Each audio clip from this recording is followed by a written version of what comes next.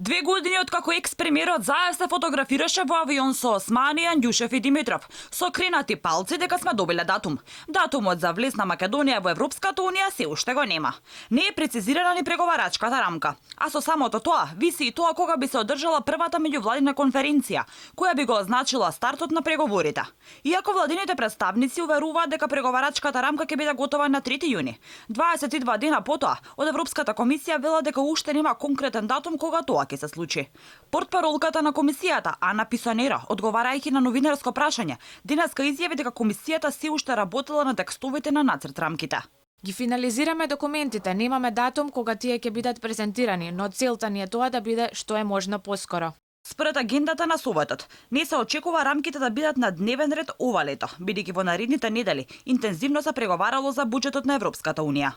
Пред речиси 2 месеци, вице-премиерот Османи на пресконференција истакна дека на почетокот на јуни рамката ќе била готова и би се усвоила во текот на хрватското претседателство, а првата меѓувладина конференција би се одржала во текот на германското претседателство, односно во периодот од септември до декември годинава. Ниту рамката е прецизирана, ниту пак меѓувладината конференција закажана, а датумот за почеток на преговори е се подалеку, особено од рампата која ја става Бугарија, доколку Македонија не се откаже од македонското малцинство и јазикот. Со ова Бугарија го условува усвојувањето на преговарачката рамка, од што зависи одржувањето на првата меѓувладина конференција за Македонија и за Албанија.